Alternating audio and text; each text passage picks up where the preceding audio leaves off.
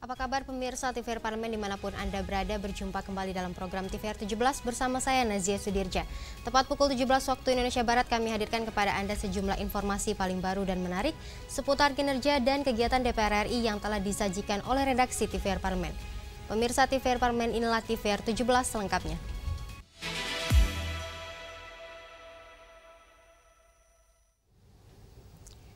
Pemirsa, pembahasan rancangan Undang-Undang Kitab Undang-Undang Hukum Acara Pidana masih berlangsung.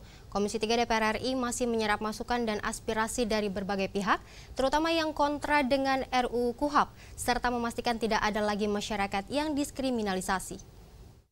Pembahasan RUU Kitab Undang-Undang Hukum Acara Pidana atau KUHP masih berlangsung. Komisi 3 DPR RI masih menyerap masukan dan aspirasi dari berbagai pihak. Anggota Komisi 3 DPR RI memastikan, melalui RUU KUHP, masyarakat atau warga negara Indonesia tidak akan mudah lagi dikriminalisasi. Rudianto Lalo mengungkapkan, berbagai kelompok masyarakat menyampaikan banyaknya kasus masyarakat yang dengan mudah dijerat proses hukum. Dalam RUU KUHP, Komisi 3 DPR bersama pemerintah berupaya memperkuat hak-hak sipil dan peran advokat sebagai bagian dari pengawasan dan pengendalian terhadap aparat penegak hukum untuk mencegah praktek kriminalisasi masyarakat agar menghadirkan keadilan yang setara bagi seluruh warga negara Indonesia. KUHP ini kan sebenarnya kontrol untuk aparat penegak hukum kita supaya dalam menjalankan undang-undang tidak terjadi praktek abuse of power. Ya kan dia kan mengatasnamakan negara, sementara dia harus memproses warga negara yang melanggar hukum. Yang pasti adalah KUHP ini kita mau menjadi jawaban solusi bagi warga negara agar warga negara tidak mudah dipidana. Apalagi sekarang ini kalau lapas kita undang juga over capacity, Pak. Ya kan dikit-dikit nangkap warga negara, pengguna narkoba. Akhirnya Presiden keluarkan amnesti abolisi. Berapa ribuan orang dikeluarin, diberi pengampunan. Nah, ini juga harus dipikirkan oleh penegak hukum. Jangan mudah menghukum, mengkriminalisasi warga negara.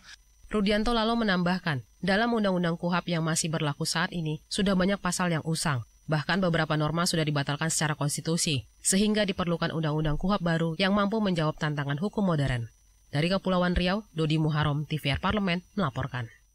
Terkait sudah terselesaikannya penerimaan dan pengangkatan CPNS dan P3K tahun seleksi 2024, sesuai keputusan dalam rapat kerja Komisi 2 DPR RI beberapa waktu lalu, anggota Komisi 2 DPR RI sampaikan catatan kritis terkait masih adanya persoalan dalam proses pengangkatan P3K yang harus diselesaikan. Pemerintah telah menyelesaikan penerimaan dan pengangkatan CPNS dan P3K tahun seleksi 2024 sesuai keputusan dalam rapat kerja Komisi 2 DPR RI beberapa waktu lalu. Meski begitu, anggota Komisi 2 DPR menyampaikan catatan kritis terkait masih adanya persoalan dalam proses pengangkatan P3K yang harus diselesaikan. Dalam RDP dengan Kemenpan RB pagi tadi, Taufan Pawe mengapresiasi penerimaan P3K tahun seleksi 2024 sudah tuntas hingga penerbitan nomor induk pegawai. Namun, masalah pengangkatan P3K tidak bisa sebatas persoalan teknis, melainkan perlu kehadiran negara untuk memberikan kepastian dan keadilan. Di sisi lain, ada gap antara harapan dan kemampuan pemerintah daerah. Hal itu disebabkan terbatasnya anggaran, terutama dengan adanya kebijakan efisiensi dari pemerintah pusat. Untuk itu, Taufan mendorong seluruh kepala daerah mencari terobosan dan melakukan sinergi dengan pemerintah pusat. Negara harus hadir untuk menyelesaikan permasalahan ini. Karena mereka adalah anak bangsa. Mereka juga harus disejahterakan, mereka juga harus diperhatikan. Saya tidak masuk ke konteks persoalan mekanisme dan lain-lain sebagainya, tapi saya butuh political action, bukan hanya political will. Sehingga saya punya pandangan bahwa sahabat-sahabat kita di luar sana yang memimpikan pengangkatan P3K, saya fokus P3K ya, apalagi dengan paruh waktu ini, secepatnya harus diambil langkah konkret, tindakan konkret dari pemerintah.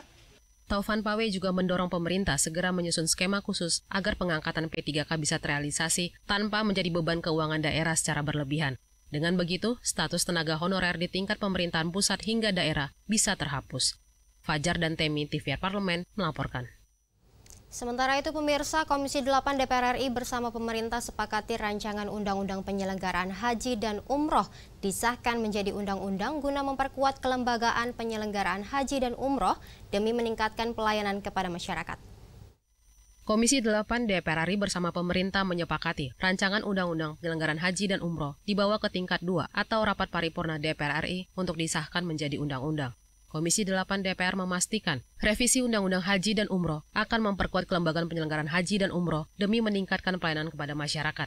Saat rapat kerja pagi tadi, Wakil Ketua Komisi 8 DPR Singgi Januratmoko menegaskan adanya perubahan kelembagaan yang awalnya Badan Penyelenggara Haji menjadi Kementerian Haji dan Umroh akan memastikan peningkatan koordinasi yang lebih efektif, pengambilan keputusan yang cepat, serta tanggung jawab langsung kepada masyarakat.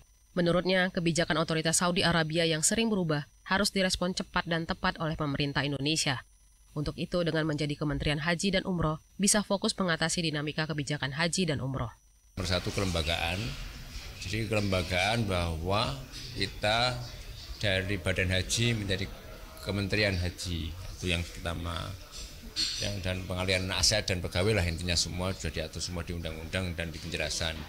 Berbagai macam masalah kan selama ini. Nah, minimal kita untuk meminimalkan, kita nggak bisa mungkin 100% bisa menyelesaikan karena apa? Karena kita urusannya di luar negeri. Urusan itu kan di Arab. Jadi kalau Arabnya itu kan juga di pemerintahan Arab kita tahu dia berubah-ubah setiap saat dan kadang-kadang indah injury time. Selain itu, DPR memastikan tidak ada penghapusan kuota petugas haji di daerah, namun memperkuat sistem bagi petugas haji. Singgi Januratmoko berharap tidak terjadi lagi penyalahgunaan penentuan kuota haji, di mana kuota haji reguler sebesar 92% dan haji khusus 8%. Hilman dan Teguh, TVR Parlemen, melaporkan.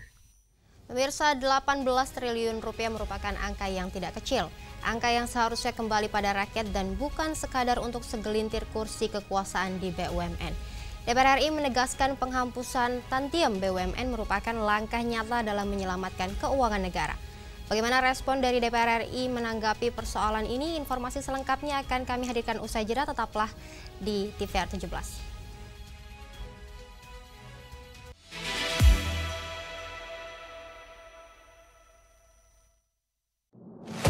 Bapak Ibu ini kan orang-orang pintar setaunya saya di Kemendikbud. Ya, hakim yang memutuskan vonis bebas mereka sakit semua. Kalau memang ada yang terlibat, langsung pecat Pak, langsung beri sanksi. Dan usulkan.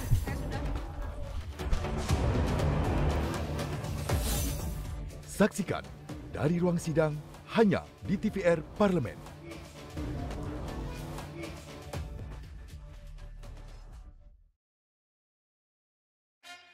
Yuk kita kenalan dengan anggota DPR RI periode tahun ini. Dari depan kursi, di balik kursi, gini, di balik kursi. Aku ingin menjadi sesuatu yang mungkin bisa kau rindu. Acap kahiji, rukun sakabehna, gitulah pokok nama. Semakin penasaran kan bagaimana kiprah karir politiknya? Hanya di TVR Parlemen. Selamat datang di Biro Pemberitaan Parlemen. Anda memasuki kawasan zona integritas menuju wilayah bebas dari korupsi atau WBK dan wilayah birokrasi bersih dan melayani atau WBBM. Biro Pemberitaan Parlemen berkomitmen penuh untuk mewujudkan wilayah bebas korupsi dan wilayah birokrasi bersih dan melayani. Komitmen kami, pejabat dan jajaran memiliki komitmen tinggi untuk mewujudkan WBK dan WBBM melalui reformasi birokrasi, khususnya dalam hal pencegahan korupsi dan peningkatan kualitas pelayanan publik. Kedua, bebas dari korupsi dengan terwujudnya wilayah bebas korupsi atau WBK, yang artinya bebas dari KKN, gratifikasi dan dari segala bentuk pungutan liar atau pungli. Terakhir, pelayanan prima dengan terwujudnya wilayah birokrasi bersih melayani, yaitu dengan meningkatnya kualitas pelayanan publik dan tercapainya kepuasan masyarakat terhadap pelayanan.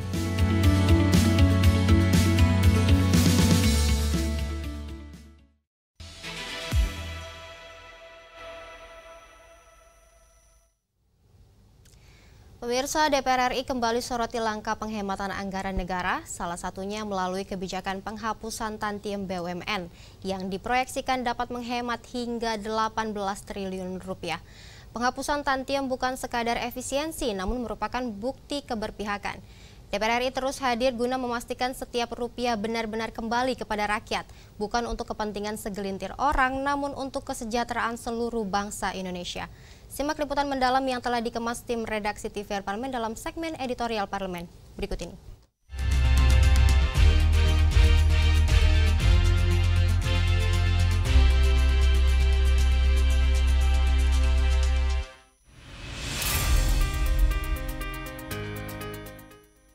Dalam pidato penyampaian RAPBN tahun 2026 dan nota keuangan, Presiden Prabowo Subianto dengan tegas menghapus tantim atau bonus untuk jajaran komisaris dan direksi BUMN.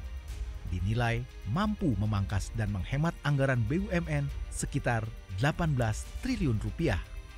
Tantim adalah bagian dari keuntungan perusahaan yang diberikan kepada anggota direksi, dewan komisaris, dan karyawan sebagai bentuk penghargaan atas kinerja yang dilakukan. DPR RI mendukung kebijakan pengurangan komisaris, penghapusan tantim, atau bonus komisaris badan usaha milik negara atau BUMN yang dilakukan pemerintah karena berdampak langsung terhadap efektivitas perusahaan-perusahaan BUMN. Wakil Ketua DPR RI, Sufmi Dasko Ahmad, menyatakan langkah tegas yang dilakukan Presiden Prabowo bersamaan dengan pengurangan separuh komisaris di BUMN dan diharapkan mampu menambah efektivitas BUMN ke depannya. Ditemukan ada beberapa perusahaan BUMN yang merugi karena pengelolaannya tidak efektif dan jajaran komisaris perusahaan BUMN yang hanya rapat sebulan sekali namun mendapatkan tantim sampai 40 miliar rupiah. Ya, memang kebijakan itu sudah disampaikan sekitar 1,5 bulan yang lalu bahwa pertama pengurangan jumlah komisaris itu lebih dari separuh komisaris di satu BUMN jumlahnya dikurangi. Lalu yang kedua memang tantimnya ditiadakan dan itu kalau saya tidak salah ada penghematan sekitar 17 atau 18 triliun dari tantim yang ada. Sehingga tentunya untuk efektivitas BUMN itu terasa sekali. Justru memang wamen-wamen itu ditaruh oleh Presiden untuk perpanjangan tangan pemerintah. Jadi sebelumnya memang wamen-wamen itu disampaikan bahwa mereka ditaruh tidak mendapatkan tantim, hanya kerja untuk membantu mengawasi BUMN sebagai perwakilan dari pemerintah. Demikian. Anggia Ermarini yang juga Ketua Komisi 6 DPR RI menilai target pertumbuhan ekonomi dalam rancangan APBN 2026 cukup realistis apabila disertai dengan komitmen kuat dari pemerintah untuk memastikan investasi yang tepat sasaran dan berdampak langsung pada kesejahteraan masyarakat. Keberlanjutan fiskal jangka menengah diharapkan mampu menjaga stabilitas ekonomi dan kesejahteraan rakyat dengan skema pembiayaan yang lebih kreatif dan peran aktif BP Danantara sebagai motor penggerak pertumbuhan ekonomi. Kita harus memastikan tidak hanya mendorong terus maju, tetapi harus juga memastikan bahwa investasi itu benar untuk bisa mengembangkan ekonomi rakyat. Ya, harus pasti, harus benar bisa mengembangkan ekonomi rakyat dan harus mampu merambah atau dirasakan oleh masyarakat secara keseluruhan dan harus mendorong pertumbuhan ekonomi gitu. Jadi tidak kemudian melejat sendiri kan nggak bisa, tetapi harus rakyat memang harus merasakan itu juga. Jadi yang dilakukan oleh teman-teman Danantara, yang sekarang dilakukan oleh teman-teman BUMN, yang kita punya aset, kita punya modal besar itu saya sangat apresiasi karena mereka sedang melakukan perapian semuanya. Kita belum melihat belum melihat indikasi keberhasilannya, ya kan baru juga gitu. Tentu kita akan lihat terus, mengawal terus. Tapi tugas kita adalah bagaimana kita memastikan bahwa investasi itu tepat sasaran dan memang untuk menumbuhkan ekonomi rakyat juga. Kebijakan penghapusan tantim menjadi penting agar BUMN tidak sekedar menjadi simbol kepemilikan negara, melainkan menjadi pilar ekonomi yang menopang kemandirian bangsa. Reformasi ini bisa menjadi warisan tata kelola yang lebih sehat untuk generasi berikutnya.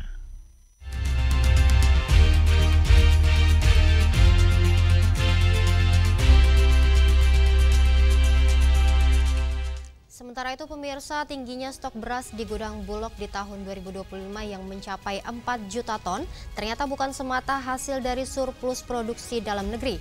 Data menunjukkan menumpuknya pasokan lebih banyak dipicu oleh beras impor yang masuk besar-besaran sepanjang tahun 2024 lalu. Informasi selengkapnya seperti apa tetaplah di TVR 17.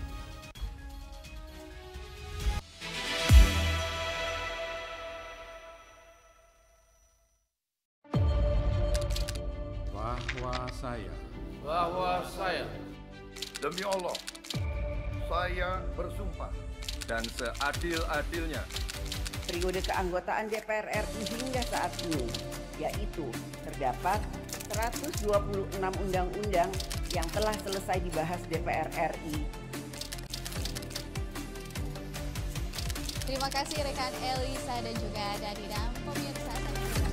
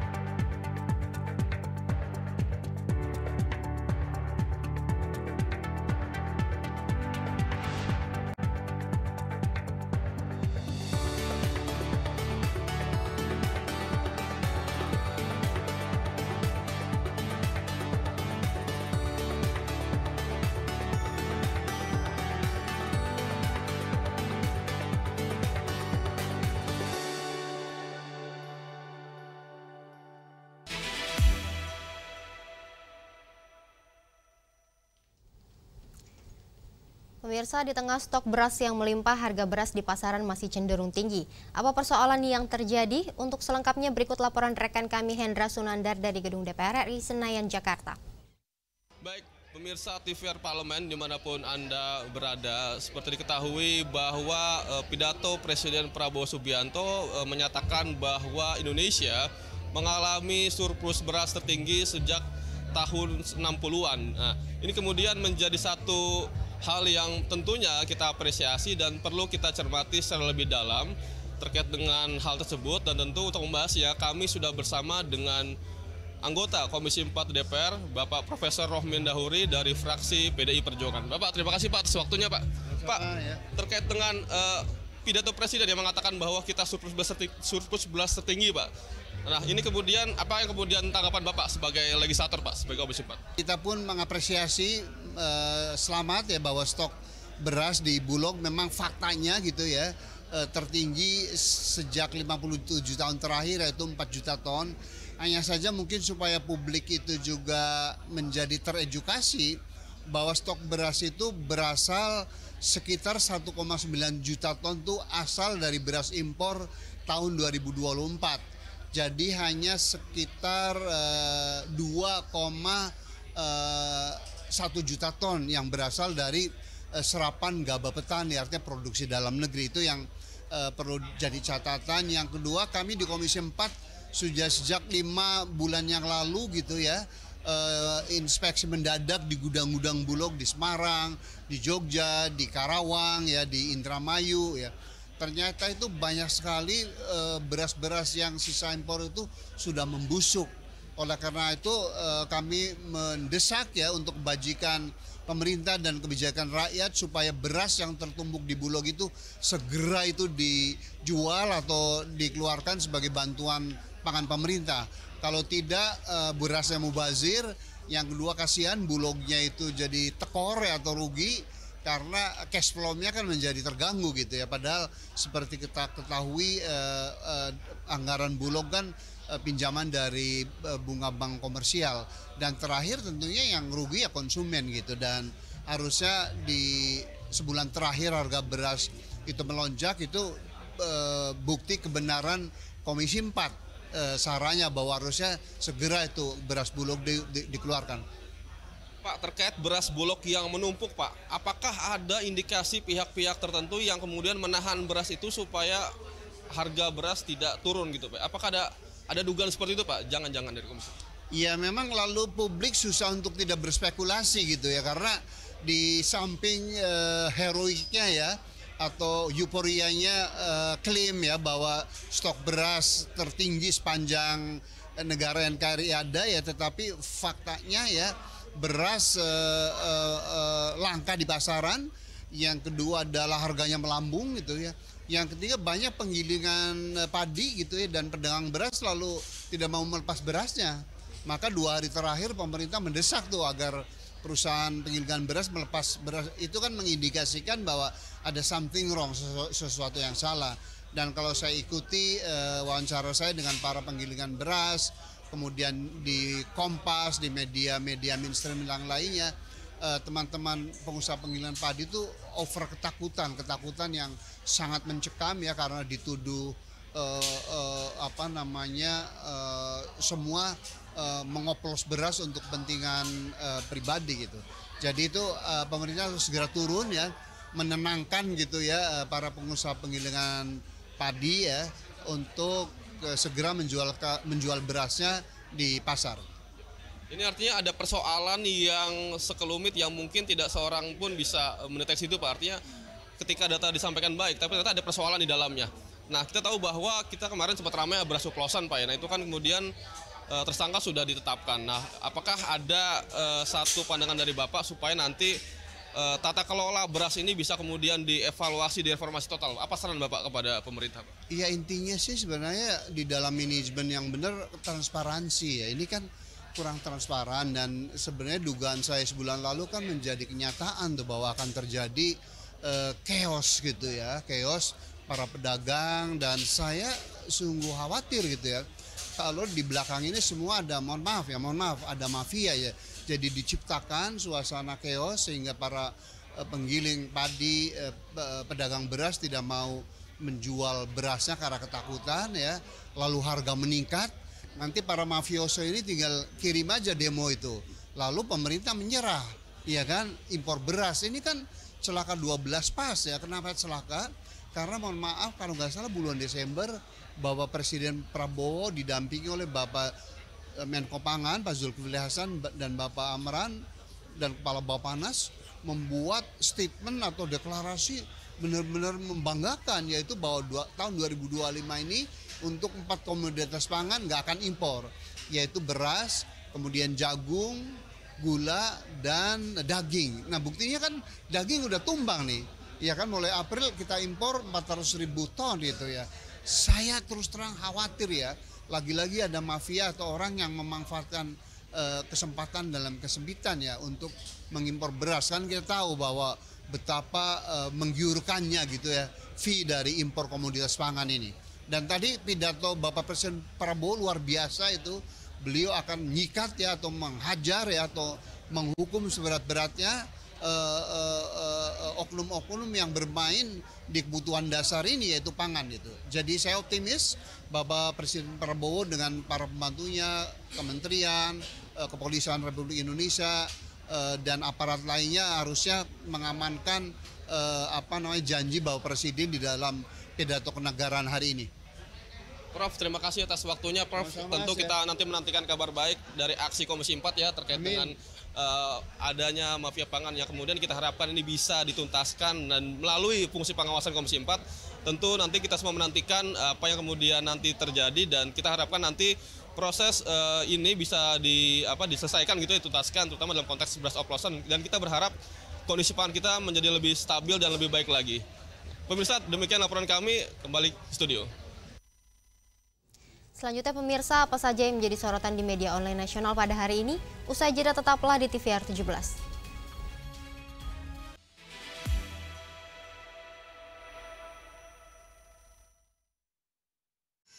Kehadiran mereka tidak hanya mewakili suara perempuan, tetapi juga membawa perspektif yang beragam serta pengalaman hidup yang unik ke dalam proses pembuatan kebijakan. Saksikan Perempuan Parlemen hanya di TVR Parlemen.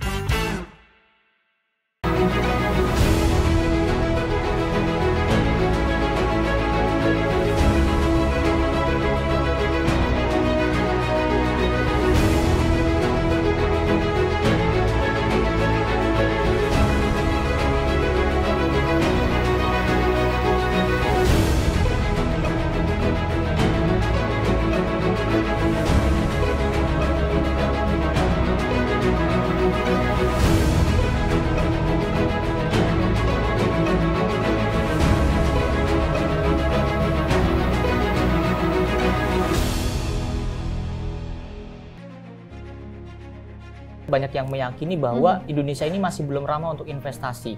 Dalam tanda kutip masih banyak aksi-aksi kalau berinvestasi di Indonesia itu biayanya mahal. Hal-hal seperti apa yang perlu dibenahi untuk bisa membenarkan iklim investasi? Kita kelembagaannya diperbaiki tentang tata kelola, mulai dari perizinan, bagaimana implementasi di lapangan, tidak ada premanisasi, tidak ada pungli. Nah, bagaimana membuat satgas ini supaya terbebas dari belenggu investor untuk masuk itu, jadi dia bukan alergi tapi happy untuk masuk di Indonesia. Ngomong 12% di kuartal kedua di tahun ini. Apa ini memang sudah realistis dengan kondisi yang ada nih, Pak? Kalau kami dari Indef memandang perlu penjelasan lebih lanjut sebetulnya dari BPS yang lebih detail, di highlight gitu ya, untuk meyakinkan kita ya, mengklarifikasi kita juga mungkin yang mungkin bisa dikatakan agak meleset perhitungannya ini gitu. Agak meleset perhitungannya. Ya, karena kita menggunakan lebih dari 10 leading indikator itu tidak mengarah ke situ gitu ya. Hanya di TVR Parlemen.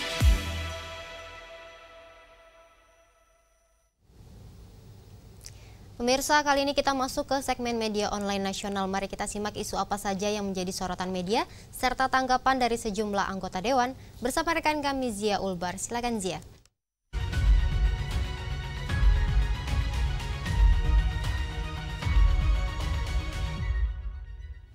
Baik, terima kasih Nazia dan pemirsa. Mari kita simak berita apa saja yang menjadi headline di media online pada hari ini. Di berita pertama yang menjadi headline di media online yaitu rancangan KUHP baru harus responsif. Rano Alfat tegaskan pentingnya masukan APH di daerah. Dapat Anda saksikan di layar Anda saat ini pemirsa. Ya, di sini Wakil Ketua Komisi 3 DPR RI Rano Alfat tegaskan bahwa seluruh masukan dari aparat penegak hukum di daerah menjadi bahan penting dalam penyusunan rancangan Kitab Undang-Undang Hukum Acara Pidana. Komisi 3 DPR RI terus membuka ruang dialog dengan aparat penegak hukum agar rancangan KUHP yang akan disahkan benar-benar responsif terhadap kebutuhan masyarakat dan aparat di lapangan. Sementara itu, Kapolda Kepulauan Riau menegaskan dukungan penuh terhadap rancangan KUHP yang tengah dirancang DPR RI bersama pemerintah. Substansi rancangan KUHP yang baru sudah dapat mengakomodir banyak kepentingan, termasuk penguatan hak-hak korban, tersangka, terdakwa, saksi, terpidana, hingga penyandang disabilitas. Rancangan KUHP ini sudah jauh lebih responsif dan memperkuat keadilan masyarakat sipil. Dan pemirsa, berita selanjutnya yang menjadi headline di media online yaitu Marinus Gea ungkap 83.000 TKA di Banten tidak jelas bekerja dan tinggal di mana. Dapat kembali Anda saksikan di layar Anda pemirsa.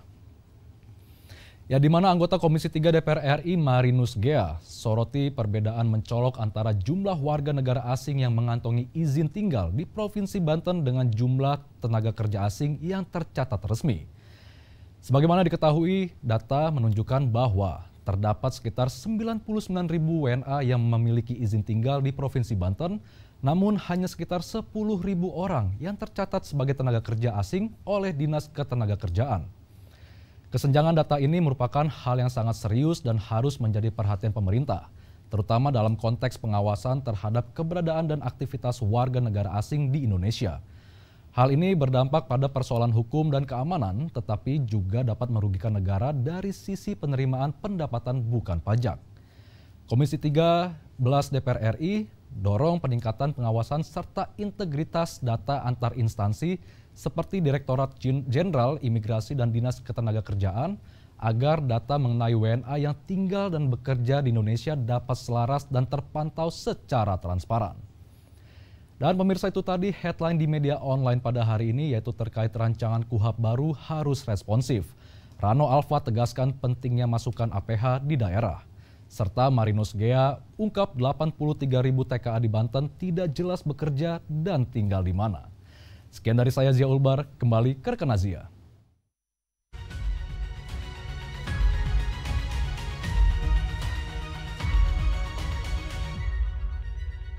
Terima kasih rekan Zia yang telah menyampaikan sejumlah update sorotan dari media online nasional pada hari ini. Pemirsa, segmen media online tadi sekaligus menutup program TVR 17 edisi sore hari ini. Saya Nazia Sudirja beserta seluruh kru TVR Parlemen yang bertugas mengucapkan terima kasih dan pamit undur diri dari hadapan Anda. TVR Parlemen, referensi Indonesia.